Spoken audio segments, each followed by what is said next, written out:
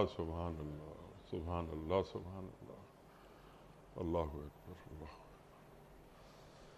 وتزودوا فإن خير الزاد التقوى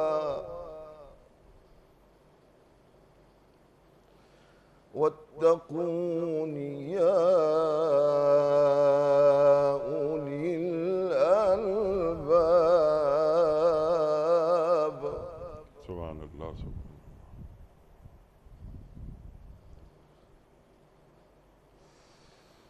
فمن فرض فيهن الحج فلا رفث ولا فسوق ولا جدال في الحج وما تفعلوا من خير يعلمه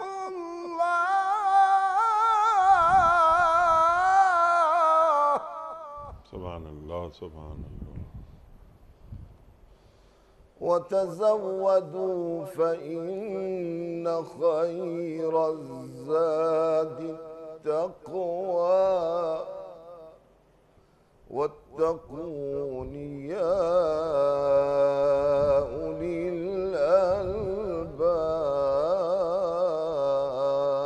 الألباب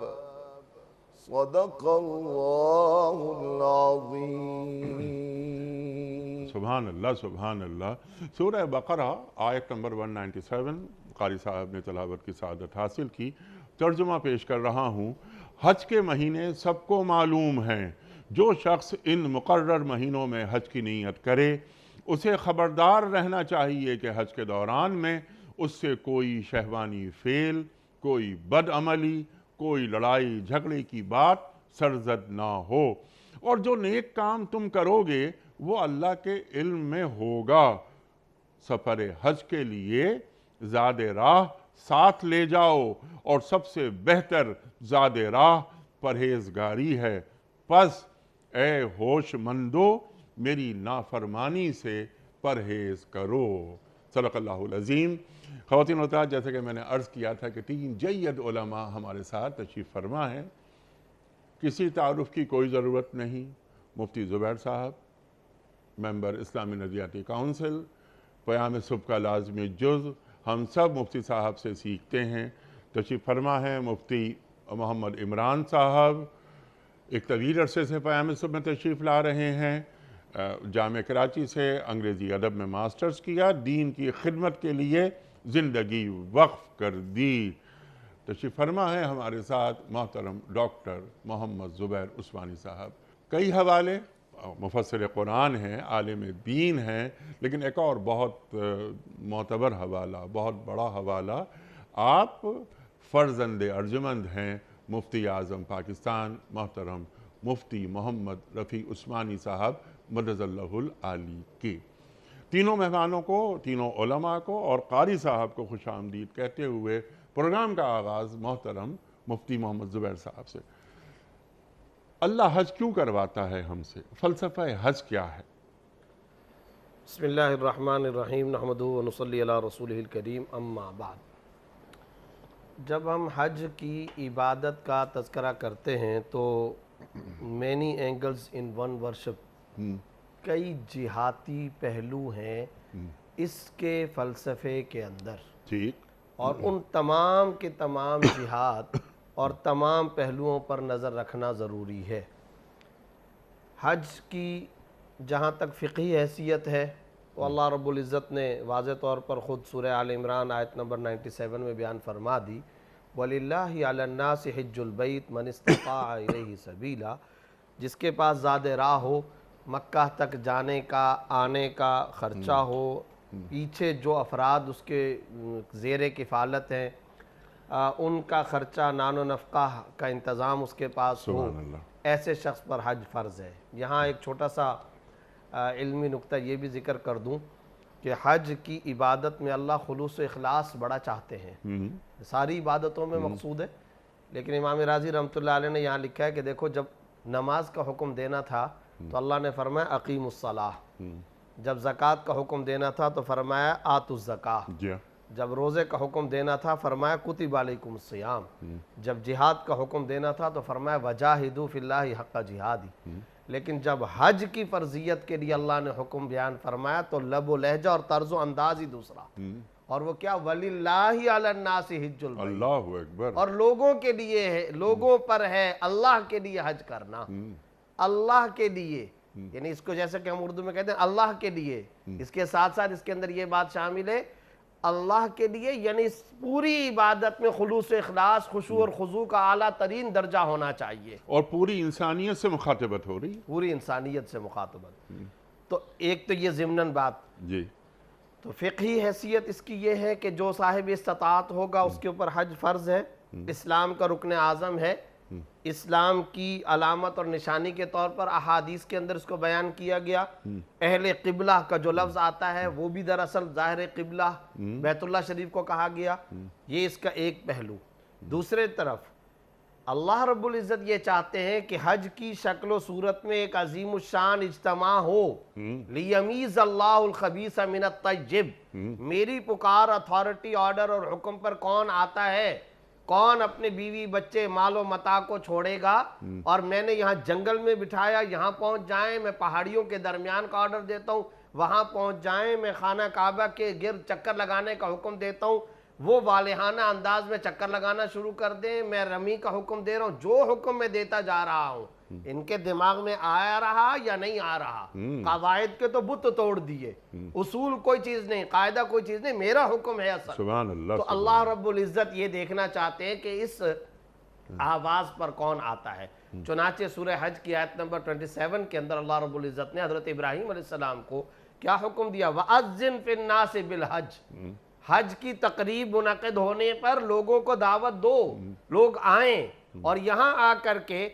اسلام کی جہاں شان و شوکت ظاہر ہوگی، دنیا انسانیت میں پوری امت مسلمہ کے باہمی ملاپ کا یہ منظر، آپس میں ایک دوسرے کے حال و احوال جاننے کی یہ تقریب، اور پھر ایک دوسرے کے ساتھ دکھ درد غم بانٹنے، امہ کے اجتماعی مسائل کے یہاں تعارف اور اس کی شناسائی کا جہاں یہ ذریعہ، وہاں ساتھ ہی ساتھ اللہ رب العزت کے حکم کو پورا کرتے ہوئے یہ محکوم بنتے ہیں یا نہیں بنتے ہیں، اور یہ میرے حکم پر معمور ہو کر کے سر بسر تسلیم قم کرتے ہیں کہ نہیں کرتے۔ یہ اینگل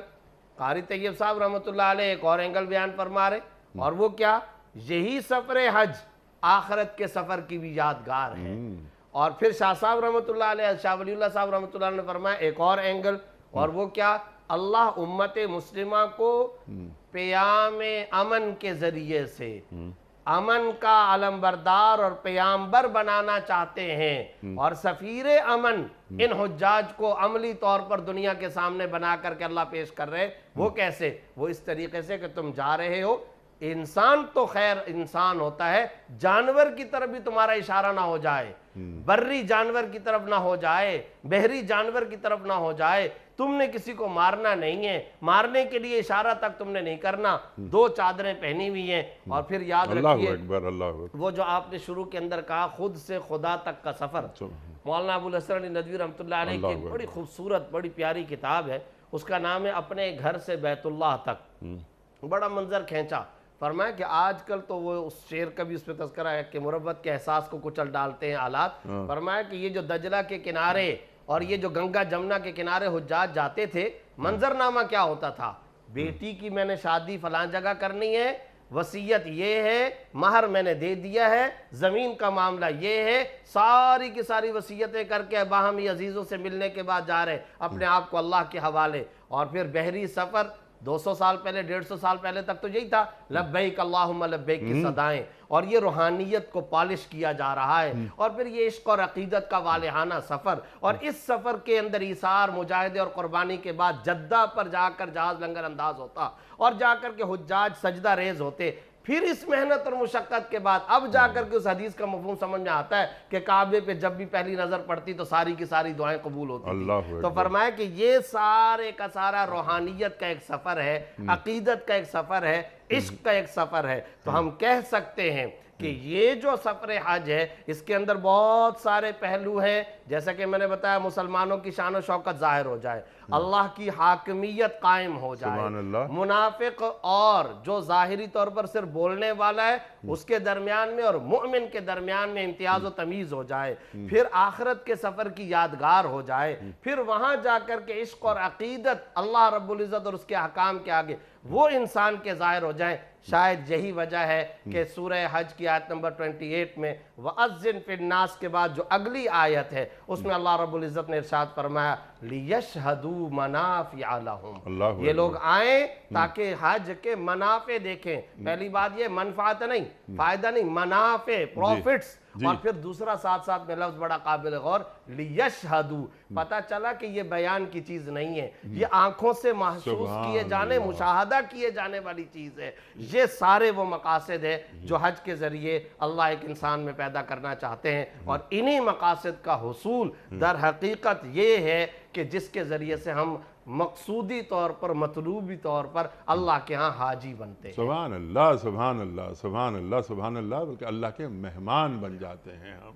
مفتی صاحب ارشاد فرمائیے، اب یہاں بہت ساری باتیں ہیں، فلسفہ، بنیاد، جانی، مالی، تمام عبادات اس میں شامل، روحانی، ہر عبادت ہی روحانی ہوتی ہے۔ مفتی صاحب، یہ جو ہم حج کے لیے جاتے ہیں یا عمرے کے لیے جاتے ہیں، لیکن ہمارا کیونکہ آج موضوع حج ہے تو حاجی اس کے لبوں پر ایک ہی ترانہ ہوتا ہے، لبیک اللہم لبیک، لبیک لا شریک لک لبیک، ان الحمد والنعمت لک والملک لا شریک لک۔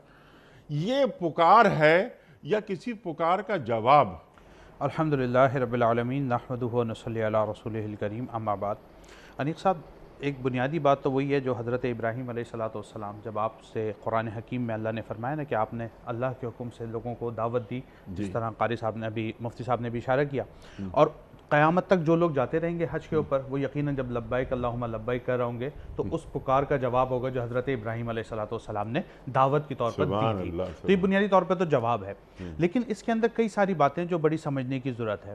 سب سے بنیادی بات جو ایک حضرت امام زین العابدین کے حوالے سے بھی بڑی مشہور ہے، آپ فرماتے ہیں، آپ کے بارے میں آتا ہے کہ جب آپ حج کے سفر کے لیے نکلے تو پرانا وقت تھا، تو اس وقت جب آپ سواری پر سوار ہوئے تو کپ کپی طاری ہو گئی اور زبان سے تلبیہ کے الفاظ نکل نہیں پاتے تھے۔ تو لوگوں نے جب پوچھا حضور معاملہ کیا ہے، تو فرمایا میں اس بات سے ڈرتا ہوں کہ میں تو اللہ کی بارگاہ میں حاضری کا اعلان کروں کہ لبیک اللہم لبیک، کہ اللہ حاضر میں حاضر، اور اگر وہاں سے جواب آ گیا کہ ہم نے تمہاری حاضری کو قبول نہیں کیا تو ہمارا ہوگا کیا۔ اب یہ ہمارے بزرگوں کا طریقہ یہ رہا کہ وہ جب بھی حج کے سفر کے اوپر نکلتے تھے تو ہمیشہ عاجزی، تواضع، انکساری کو اپنا کر نکلا کرتے تھے۔ اسی لیے وہ معروف بات جس طرف ابھی مفتی صاحب نے بھی اشارہ کیا کہ جب جانے لگتے تھے تو جانے سے پہلے اپنے رشتہ داروں سے، دوست احباب سے، ملنے والوں سے، ہر ایک سے جا کے ملاقات کرتے تھے اور اپنی غلطیوں پر، خطاؤں کے اوپر، اگر چغلی ہو گئی، غیبت ہو گئی، بہتان ہو گئی، الزام تراشی ہو گئی، ہر ایک بات کو یاد کر کے اس پر ان سے معافی کو طلب کرتے تھے، اور پھر اس بات کی جس طرح سے نصیحتیں اور وصیتیں کرتے تھے کہ میری بیٹی کا رشتہ ادھر کر دینا، اگر میں مر جاؤں تو میرا ادھر آگے جو ہے جائیداد تقسیم کرنا، وصیت پوری فرماتے تھے۔ تو مقصد یہ ہوتا تھا کہ میں اب اپنی ذات کو اپنے رب کے حوالے کرنے کے لیے یہاں سے جا رہا ہوں، اور اس بات کا کچھ نہیں پتا کہ واپس آ سکوں گا یا واپس نہ آ سکوں گا۔ اب اس فنائیت کی کیفیت میں جب وہ اپنے سفر کو شروع کرتے تھے پھر یہ صدائیں بلند ہوتی تھی جس کی طرف آپ نے اشارہ کیا، لبیک اللہم لبیک، حاضر یا اللہ میں حاضر۔ اب جب یہ سفر آگے چلتا تھا تو مختلف مقامات کے اوپر، جس طرح امام غزالی نے ایک بڑی خوبصورت بات لکھی، آپ فرماتے ہیں کہ جتنی عبادات اللہ رب العزت نے دین اسلام کے اندر فرض کی ہیں ان میں سے اکثر وہ ہیں جو بڑی لاجیکل ہیں۔ اگر آپ اس پر غور کریں گے تو نماز کے اندر آپ کو عاجزی اور انکساری اور تواضع نظر آتا ہے، جی آپ جھک رہے ہیں، رکوع کر رہے ہیں، سجدے کر رہے ہیں۔ آپ زکوٰۃ کا سسٹم اٹھا کے دیکھ لیں، بڑا لاجیکل آپ کو نظر آتا ہے کہ جی اس کے اندر جب مال جو ہے لوگوں کے اندر تقسیم ہوگا تو اس سے کس طرح لوگوں کو فائدہ پہنچے گا۔ روزے کی عبادت جو ہے آپ اس کو اٹھا کر دیکھ لیں تو جسمانی کئی فوائد اس میں موجود ہیں، روحانی مسائل بڑی چیزیں فوائد موجود ہیں۔ کہتے ہیں لیکن حج کی عبادت جو ہے جب آپ اس پہ غور کرتے ہیں تو بہت ساری چیزیں آپ کو اللاجیکل نظر آتی ہیں۔ مطلب یہ بات سمجھ نہیں آتی کہ میں کیوں خانہ کعبہ کا طواف کروں، کیوں صفا و مروہ کے درمیان بھاگوں، کیوں رمی جمرات کروں، یہ سارے معاملات کرنے سے آخر مجھے مل کیا رہا ہے۔ تو پھر وہی بات ہمیں سمجھ آتی ہے کہ آپ کو مل یہ رہا ہے کہ آپ کو اپنے رب کی رضا حاصل ہو جاتی ہے۔ وہ جو آپ نے سفر اپنی ذات سے شروع کیا تھا اب وہ فنائیت کے اس مقام کے اوپر پہنچ رہا ہے جہاں صرف رب کی ذات موجود ہے اور کوئی چیز آپ کے سامنے موجود نہیں ہے۔ آپ اگر طواف کر رہے ہیں تو اللہ کی رضا کے لیے، آپ رمی جمرات کر رہے ہیں تو اللہ کی رضا کے لیے، صفا و مروہ کے درمیان بھاگ رہے ہیں تو اللہ کی رضا کے لیے، وقوف عرفات کر رہے ہیں تو اللہ کی رضا کے لیے۔ الغرض آپ کا ہر معاملہ آپ کے رب کی رضا کے لیے ہو جاتا ہے۔ یہ وہ اساس ہے جس کی وجہ سے اللہ رب العزت نے حج کی اس عبادت کے اوپر اتنے زیادہ فضیلت کو رکھا کہ نبی علیہ السلام نے فرمایا کہ ایک شخص حج کے اوپر جائے، گناہ نہ کرے، بے حیائی نہ کرے، جب واپس لوٹ کر آتا ہے تو جیسا ہوتا ہے گویا آج ہی اپنی ماں کے بطن سے پیدا ہوا ہے۔ اس کی وجہ کیا ہے؟ اس کی وجہ یہ ہے کہ اس نے جب ساری دنیا کو بھلا کر اپنے آپ کو اپنے رب کے سپرد کر دیا تو اس کے رب نے اس پر فضل یہ فرمایا کہ اس کی اس عبادت کو اپنی بارگاہ میں قبول کیا اور اس کو دنیا میں رہتے ہوئے جنت کا مستحق بنا دیا۔ تو یہ وہ بنیادی بات ہے جو اس حج سے ہمیں حاصل ہوتی ہے۔ بنیادی طور پر تو یہ حضرت ابراہیم علیہ السلام کی اس دعوت کا جواب ہے، لیکن حقیقتاً اپنی ذات کو اپنے رب کے حوالے کرنے کا نام ہے۔ جو بندہ کامل طریقے سے کر لے وہ دنیا اور آخرت کی کامیابی پانے والا ہے۔ سبحان اللہ، سبحان اللہ، خود کو رب کے حوالے کر دینا، اور جب حج سے واپس آ جائیں تو ہماری شخصیت میں وہ تبدیلی واضح ہو کر نظر آنی چاہیے۔ اس پر ہم بعد میں بات کروائیں گے۔ میں مفتی زبیر صاحب آپ کی خدمت میں سوال یہ رکھنا چاہ رہا ہوں کہ مفتی زبیر صاحب نے اور یعنی ڈاکٹر زبیر عثمانی، دو اس وقت ہمارے ساتھ مفتی زبیر ہیں نا، اور ڈاکٹر عمران صاحب نے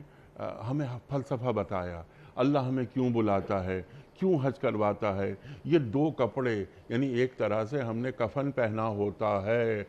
تو اللہ سے قربت، اللہ کو اللہ سے مانگنا، تمنا دل میں رکھی میں نے، اللہ سے محبت کی۔ اللہ کہہ رہا ہے کہ ہاں تمنا تو ہے لیکن تم آؤ میرے پاس، اس محبت کا اظہار میں کر رہا ہوں۔ تو طواف، اشارہ فرمایا مفتی زبیر صاحب نے بھی، ڈاکٹر صاحب نے بھی، طواف صحیح کیوں کرا رہا ہے؟ طواف کے بعد صحیح کوشش کرنا، ہاتھ پہ ہاتھ رکھ کر نہیں بیٹھنا، منا بھجوا رہا ہے، عرفات جانا، دو نمازیں ایک ساتھ ملا کے پڑھنا، حالانکہ ان الصلاۃ کانت علی المؤمنین کتابا موقوتا اللہ تعالیٰ فرماتا ہے، لیکن صرف یہ کہ جو میں حکم دوں اس کو مان لینا۔ اللہ اکبر۔ ارشاد فرمائیے مناسک حج پر ذرا روشنی ڈالیے۔ بسم اللہ الرحمن الرحیم، نحمدہ ونصلی علی رسولہ الکریم۔ مناسک حج اللہ رب العزت کے یہ ان نشانیوں میں سے ہیں جن کو ساری دنیا نہ صرف دیکھتی ہے بلکہ جو لوگ حج کر رہے ہوتے ہیں وہ تو اس کو دیکھ ہی رہے ہوتے ہیں، برت رہے ہوتے ہیں، اور جو لوگ نہیں حج کر رہے ہوتے وہ صرف ان مناسک کو دیکھ کر اپنا ایمان تازہ کر رہے ہوتے ہیں۔ یہ مناسک حج ایک ایسی اللہ تعالیٰ کی طرف سے ایک ایسی عبادت ہے جو بالکل ایک نئے رنگ کی عبادت ہے۔ اللہ تعالیٰ کی عبادتوں کے انداز مختلف ہیں۔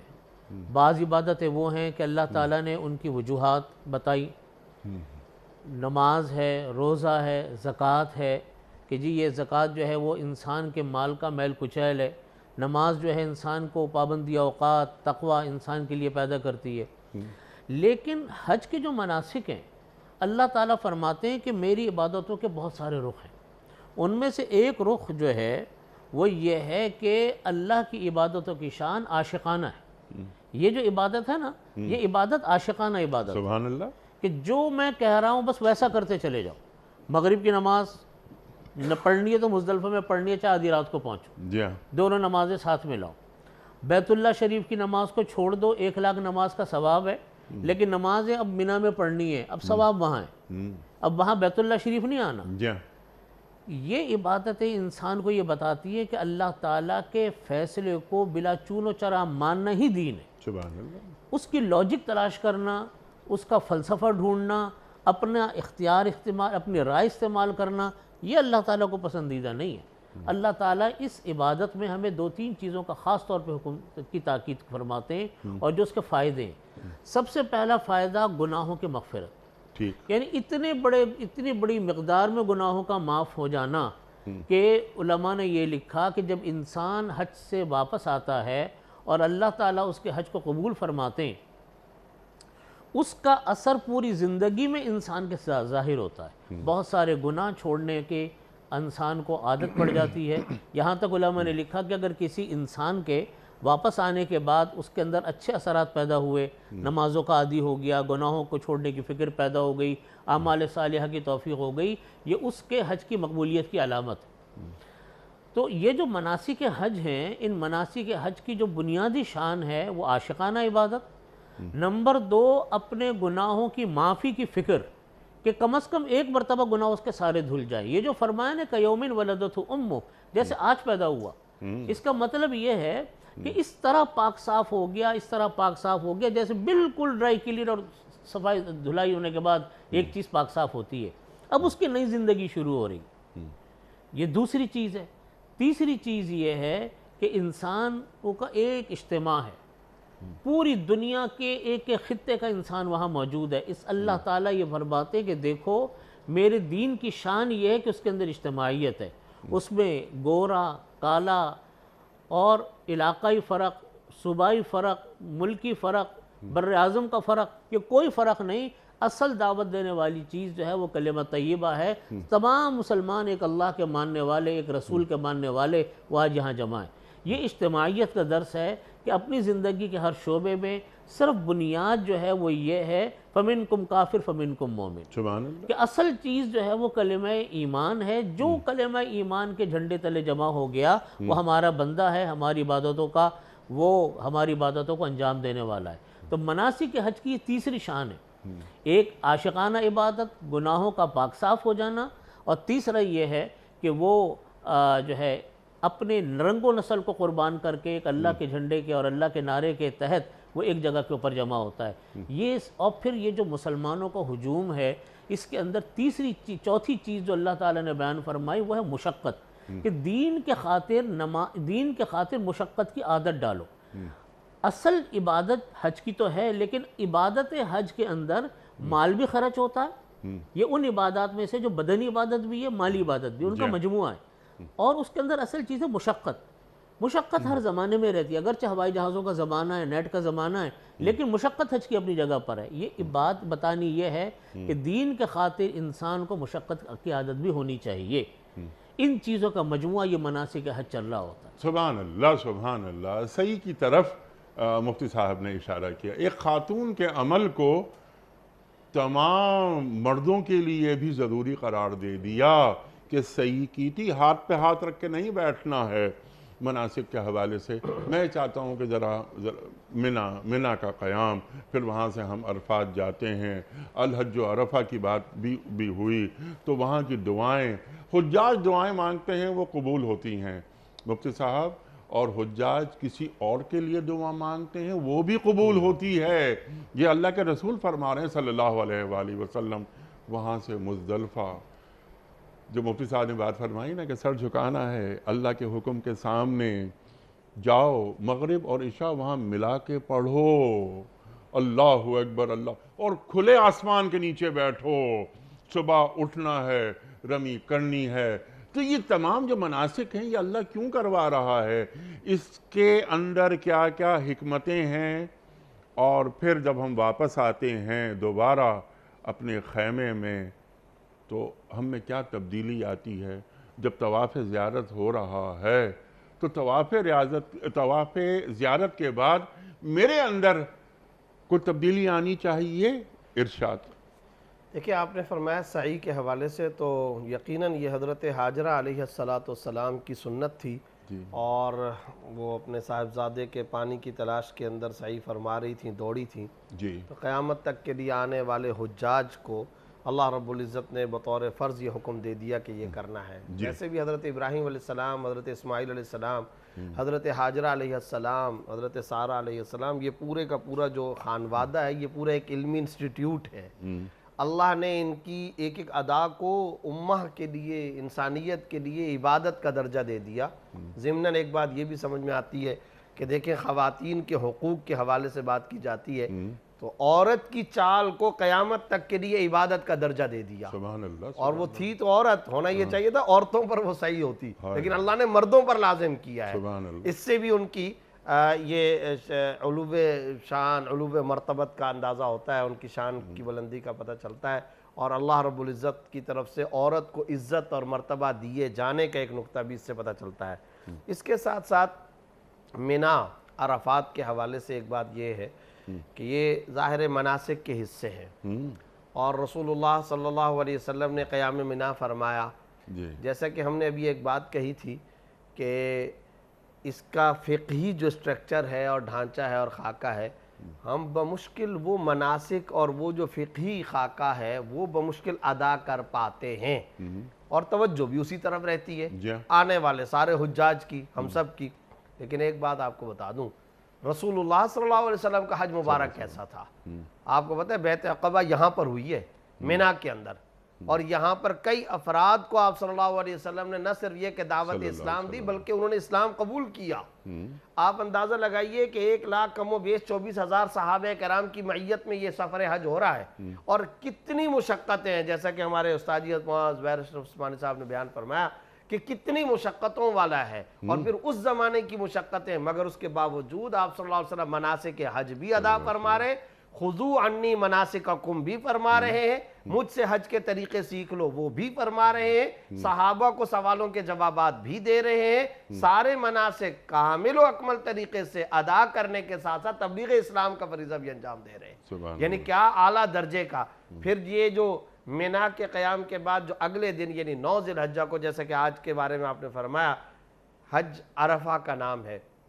یہ بات تو ذہن میں رکھنی چاہیے کہ حج بنیادی طور پر عرفہ کے وقوف کا نام ہے۔ اتنا قیمتی ترین لمحہ ہے، وہ جو شیخ سعدی رحمۃ اللہ علیہ نے فرمایا چون کعبہ ندیدی چہ دیدی در جہاں آمدی، اگر کسی نے دنیا کے اندر آ کر کعبہ نہیں دیکھا تو دیکھا کیا ہے، اور یہ کہا کہ دراصل انسان کی زندگی پیدائش سے لے کر مرتے دم تک، اگر یہ سوال جیسے کہ انٹرویو وغیرہ کے اندر لوگ پوچھتے ہیں کہ بھئی آپ کا زندگی کا سب سے قیمتی دن کون سا تھا، تو انسانی زندگی کا سب سے زیادہ چمکدار، سب سے زیادہ بلند، سب سے زیادہ روشن اور سب سے زیادہ منور دن اگر کوئی ہو سکتا ہے تو وہ عرفہ 9 ذی الحجہ کا دن ہو سکتا ہے، اس سے زیادہ بہترین دن کوئی نہیں ہو سکتا۔ چنانچہ فقہاء نے لکھا ہے کہ اگر کوئی قسم کھا لے کہ میں سال کے سب سے افضل ترین دن میں یہ کام کروں گا، تو سوال یہ پیدا ہوتا ہے کون سے دن اس کو وہ کام کرنا ہوگا، اس کے جواب میں فتوے کے اندر لکھا جاتا ہے عرفے کے دن وہ یہ کام کرے، اور آپ کو پتہ ہے کہ عرفے کے دن ذی الحجہ کے سارے ایام جو گزر رہے ایک ایک روزے کی فضیلت یہ 1 سال کے گناہ معاف ہوں گے۔ عرفے کے بارے میں فرمایا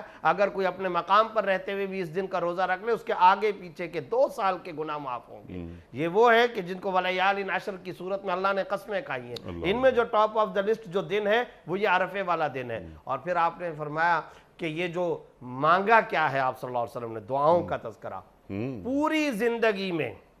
صلی اللہ علیہ وسلم 2 مقامات آپ صلی اللہ علیہ وسلم کے ایسے ہیں جس میں ہچکیاں بھر بھر کے جذبے کے ساتھ رو رو کر کے اللہ سے مانگنا ثابت ہوتا ہے۔ ویسے تو ہمیشہ عزیز ان کا عزیز المرجل، شمائل ترمذی میں روایت ام المومنین حضرت عائشہ صدیقہ رضی اللہ عنہ فرماتی ہیں روزانہ رات کو جو نوافل آپ صلی اللہ علیہ وسلم اپنے گھر مبارک میں ادا فرماتے تھے تو اس میں اس طرح سے رونے کی آوازیں آیا کرتی تھی، مگر خاص طور پر 2 مواقع،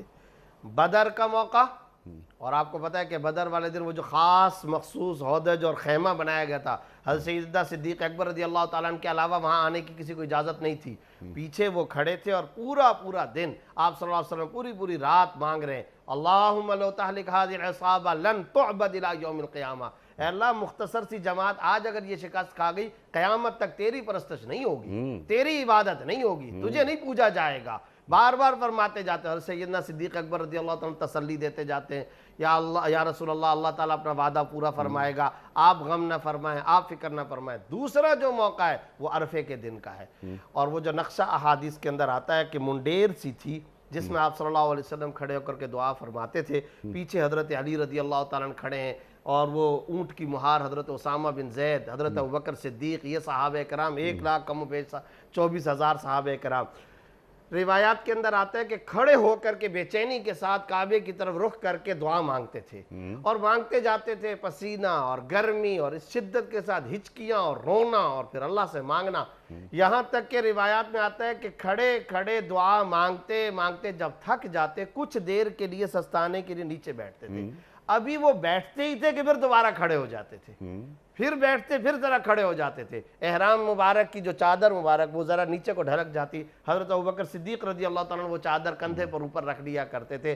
اس دن آپ صلی اللہ علیہ وسلم نے مانگا ہے اور خوب مانگا، میرے اور آپ کے لیے مانگا، امت کے لیے سفارشیں فرمائیں اور امت کے مجرموں کے جرائم کے نام لے لے کر کے مانگا، اللہ اکبر، اے اللہ بدکاروں کی مغفرت فرما دے، اے اللہ قاتلوں کی مغفرت فرما دے، اے اللہ فلاں گناہ والوں کی فلاں گناہ والوں کی۔ تو ایک نقطہ جو ہم سب کو سمجھنا چاہیے وہ کیا،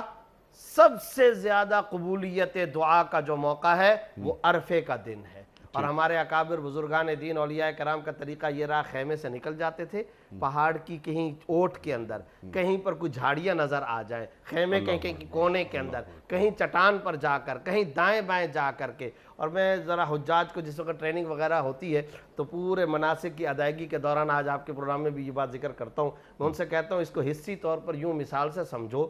زوال کا ٹائم اگر 12:20 ہو رہا ہے وہاں پر، اس کے بعد سے لے کر آپ کو پتہ ہے غروب آفتاب تک یہ ہے دراصل پورے کا پورا وقوف عرفے کا ٹائم. ہاں 1 سیکنڈ کے لیے بھی کوئی آ جائے گا، حج تو اس کا ہو جائے گا، حج تو ہو جائے گا، مگر یہ اتنا قیمتی ترین زندگی کا لمحہ ہے کہ اس کو سمجھنے کے لیے یوں کرو کہ آپ کے سامنے ٹیبل پر نا اربوں روپیہ آپ کا ذاتی پڑا ہے. 12:20 پہ زوال کا ٹائم شروع ہو گیا، اس کے بعد وقوف عرفہ کا ٹائم 12:21 ہو گئے، 1 ارب روپیہ گیا، پھر 12:22 ہو گئے، 1 ارب روپیہ اور گیا، پھر 12:23 ہو گئے، 1 ارب روپیہ اور گیا، آپ کے بیلنس چیک سے آپ کے اکاؤنٹ سے چلا گیا. یہ پھر بھی کوئی قیمتی نہیں ہے جو وہ لمحات قیمتی ہیں. اور یہ بزرگوں کا تجربہ ہے، حج کا قرضہ باقی نہیں رہتا، عرفات کی دعائیں رد نہیں ہوتی. سبحان اللہ. جہاں کی دعائیں کبھی رد نہیں ہوتی. بیٹا مانگو، صحت مانگو، رزق مانگو، سب کچھ مانگو. اور آج آپ کے پروگرام میں ایک چھوٹی سی بات اور بھی کہہ دوں. ارشاد. ہمارے استاد جی بیٹھے ہیں، تو ہمارے بڑے استاد جی حضرت مولانا مفتی محمد رفیع عثمانی صاحب دامت برکاتہم العالیہ، ان کو ہمارے ایک ساتھی نے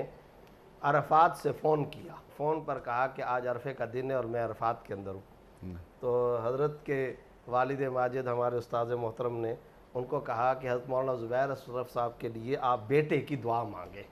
کہ اللہ رب العزت ان کو بیٹا عطا فرمائے. اللہ رب العزت نے الحمدللہ اس دعا کو قبول فرمایا. ہم اپنے ساتھیوں میں آج تک کہتے ہیں کہ حضرت کا وہ بیٹا عرفات کی دعاؤں کا نتیجہ ہے. سبحان اللہ سبحان اللہ. یہ ذاتی تجربات ہیں. بہت اچھی بات آپ نے فرمائی. اس کے بعد حضرت قبلہ مفتی زبیر عثمانی صاحب ان صاحب کو مٹھائی پہنچانے کوئٹہ تشریف لے گئے. تو یہ سبحان اللہ سبحان اللہ. لیکن خیر یہاں جو خاص بات ہے وہ یہ جو آپ نے اشارہ فرمایا کہ عرفہ کی دعائیں یہ کبھی رد نہیں جاتی، وہ کبھی رد نہیں ہوتی. تو جو بھی حجاج مفتی صاحب جا رہے ہوں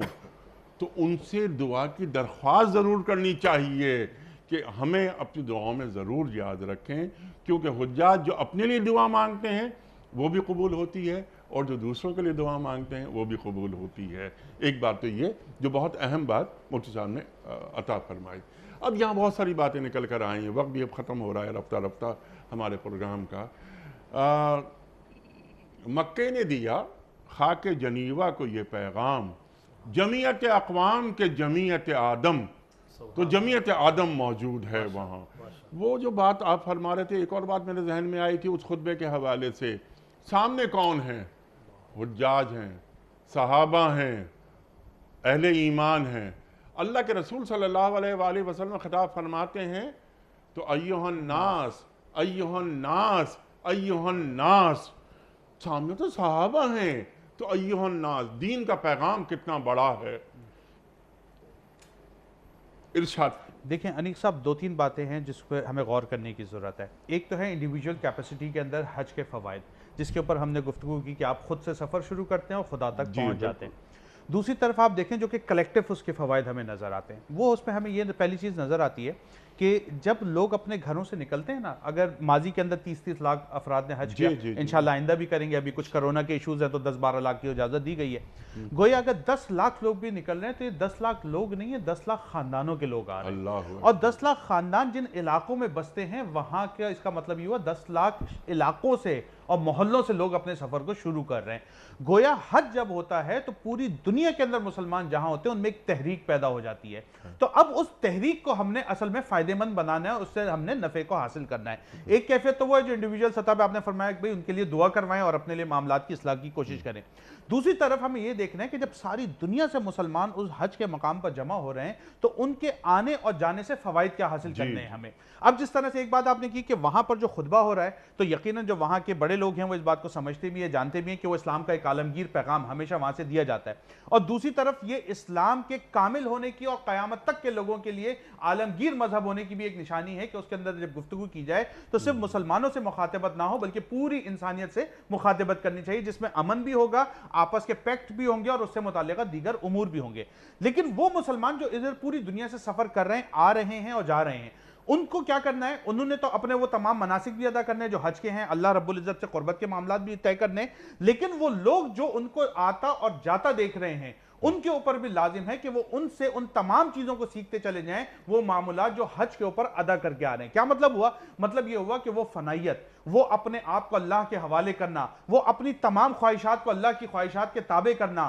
اپنی تمام ضروریات کو پس پش ڈالتے ہوئے اللہ کی رضا کو غالب کر دینا، یہ سارا کام جو حاجی کرتا ہوا جا رہا ہے اور آ رہا ہے، ایک عام بندہ جو اس زمانے میں اس وقت کے اندر حج پر نہیں جا سکتا، اس پر لازم ہے کہ کم از کم اپنے گھر پہ رہتا ہوا ان تمام معاملات کو دیکھے اور ان سے نصیحت کو حاصل کرے۔ کیا نصیحت حاصل کرے؟ کہ ہم جب اپنے گھر میں موجود ہیں تو بے شک ہم بیوی بچوں کے حقوق ادا کریں، مال و دولت کمائیں، جو ہماری ضروریات پوری کریں، لیکن اس بات کو ذہن میں رکھیں کہ اصل ہمیں جو اطاعت کرنی ہے اور اتباع کرنی ہے وہ اللہ کے رسول کی اطاعت و اتباع ہے اور اللہ کے احکامات کی پیروی کرنی ہے۔ جس طرح حاجی کرتا ہے اسی طرح ہم یہاں اپنے وقت کو گزارنے ہیں۔ اسی لیے یہ جو 10 دن ابتدائی اس میں ناخنوں کو کاٹنے سے منع کیا گیا، بالوں کو ترشوانے سے منع کیا گیا، اس کا ایک لنک تو قربانی کے ساتھ ہوتا ہے، لیکن دوسرا لنک اس حاجی کے ساتھ ہوتا ہے کہ جو ان تمام دنوں کے اندر اپنے آپ کو ناخن کاٹنے سے اور ان تمام چیزوں سے روکتا ہے، تو جو مومن ان چیزوں کو اپنائے گا اللہ رب العزت اس کے گناہوں کی بھی بخشش فرما دیا کرتا ہے۔ سبحان اللہ، سبحان اللہ۔ یہ انفرادی معاملات، میں نے جو ایک بات کہنے کی کوشش کی تھی وہ اقبال کا شعر بھی پڑھا تھا کہ مکے نے دیا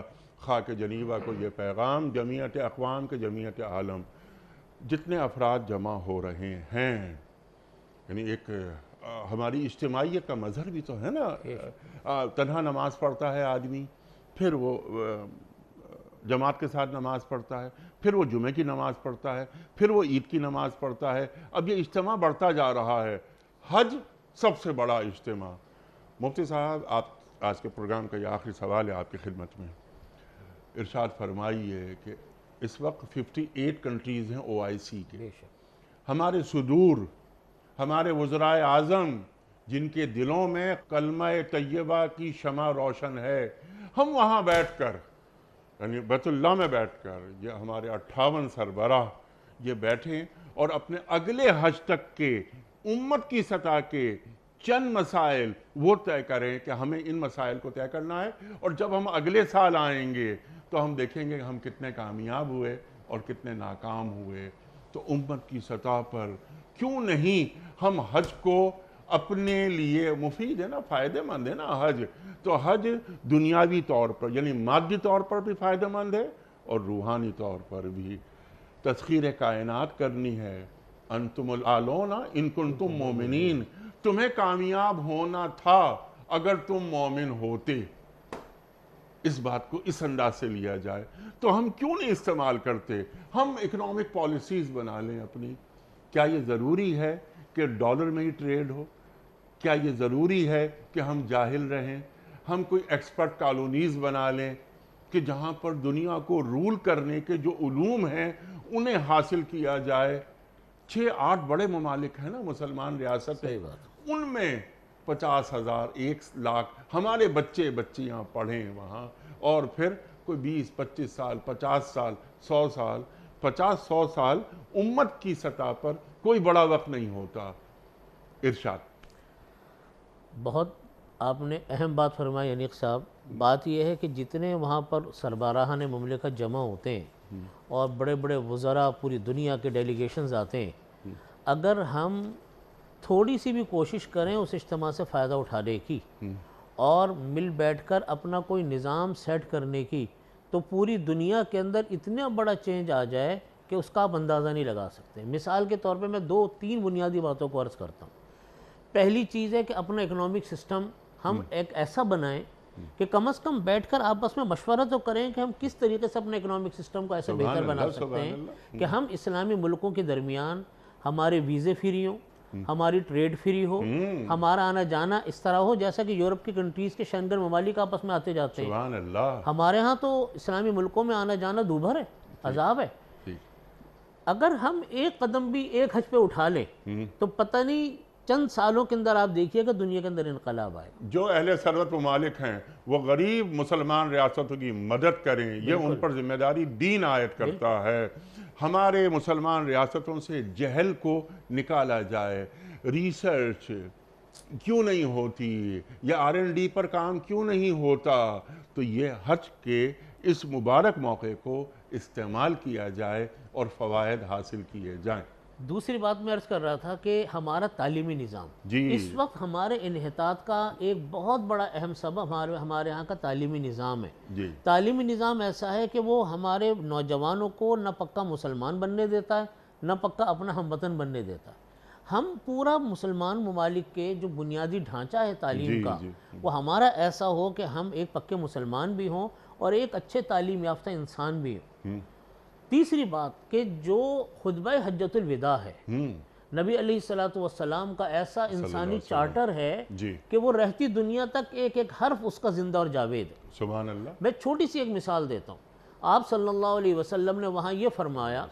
کہ کسی گورے کو کسی کالے پر، کسی عربی کو کسی عجمی کے اوپر کوئی فوقیت حاصل نہیں۔ تمہارے نزدیک عزت کا معیار